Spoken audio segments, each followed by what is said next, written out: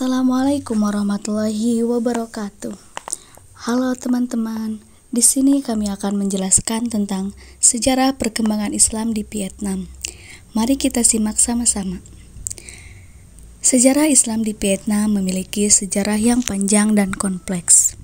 Sejarah Islam di Vietnam ini sangat unik. Mari kita simak sama-sama. Sejarah dan perkembangan Islam di Vietnam. Islam pertama kali bisa sampai ke Vietnam disebut berkat utusan Muslim yang dikirim oleh Khalifah ketiga, yaitu Utsman bin Affan, pada tahun 650 Masehi.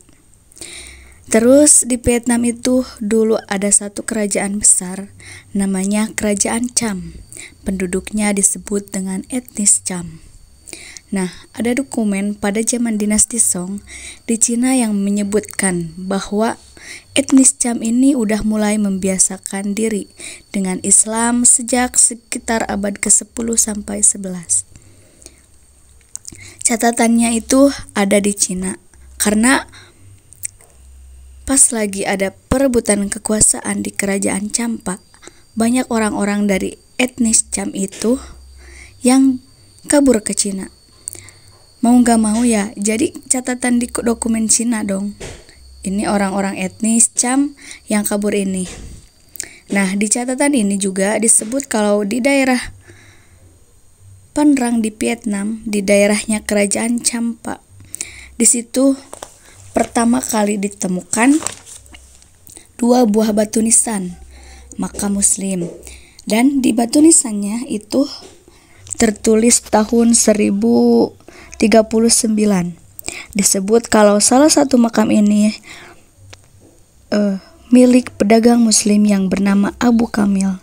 Nah, dua makam inilah yang menunjukkan kalau komunitas Muslim mulai terbentuk di Vietnam sejak abad ke-11.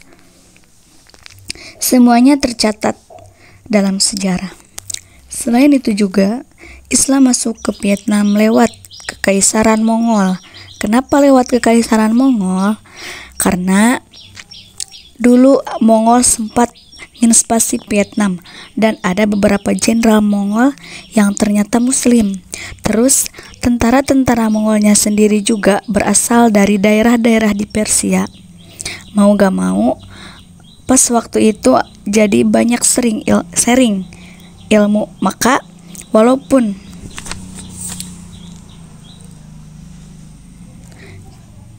penaklukannya singkat, tapi disebut bahwa orang Mongol di Vietnam udah sempat menyebarkan Islam di Vietnam. Setelah itu, ada orang-orang Muslim Cham mulai memegang posisi-posisi pemerintahan di kerajaan Champa. Sampai akhirnya sekitar abad ke-16 sampai abad ke-17, mayoritas etnis Cham itu adalah Muslim. Dan ini bukan hanya rakyat jelatanya saja, banyak anggota kerajaan Champa yang juga mulai memeluk Islam. Sebuah catatan di Spanyol tahun 1980 menyebutkan bahwa banyak Muslim yang tinggal di kerajaan Champa. Sampai kerajaan Champa yang beragama Islam ini dilestarikan. Akhirnya, pada saat itu mulai banyak tuh masjid-masjid yang berdiri beriringan bersama dengan kuil-kuil Hindu. Menjelang jatuhnya kerajaan Champa, banyak orang etnis Cham akhirnya nyebrang ke negara lain seperti Malaysia, Indonesia, Cina, dan banyak juga yang lainnya. Dan juga ada juga di Kamboja. Dan akhirnya nanti etnis Cham yang nyebrang ke Kamboja inilah yang memegang peranan penting dalam penyebaran Islam di Kamboja. Etnis Cham ini sekarang kebagi menjadi 3. Ada Cham Hindu, Cham Islam, dan Cham Bani. Cham Bani ini mengaku Islam, tapi dalam ritual ibadahnya sehari-hari masih banyak ritual Hindu. Mungkin agak mirip dengan Islam kejawen yang di Jawa.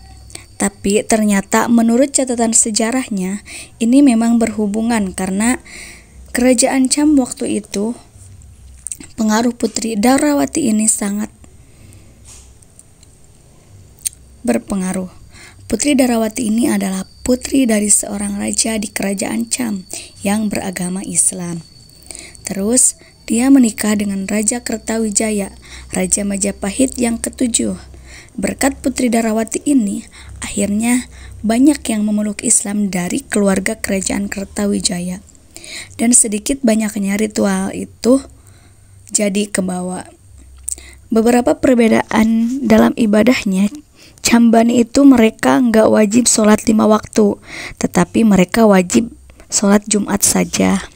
Terus puasa di bulan Ramadan yang diwajibkan puasa hanya yang paling tua sebagai perwakilan dari pihak keluarga. Jadi dia adalah sebuah perwakilan dari pihak keluarganya. Nah, ini kan ibadah yang menurut Islam itu salah. Selain karena putrinya yang nikah dengan salah satu raja Majapahit, kedekatan etnis Cham di Indonesia ini makin kental karena keberadaan Sunan Ampel. Karena Sunan Ampel menurut catatannya lahir di Champa pada tahun 1401 Masehi, ikut mengembangkan Islam di Vietnam sebelum akhirnya pindah ke Jawa. Di Jawa beliau menikah terus mempunyai 4 seorang anak. Di antaranya adalah Sunan Bonang dan Sunan Derajat. Waktu masa perang Vietnam, etnis Cham di sana mau yang Islam Hindu. Sampai yang Bani itu mereka sama-sama membentuk Cham Liberation Front. Front Pembebasan Cham dipimpin oleh Letnan Les Cosem. Akhirnya perang melawan Vietnam Utara sama Vietnam Selatan, dua-duanya dilawan. Tujuannya untuk mendapatkan kemerdekaan Cham.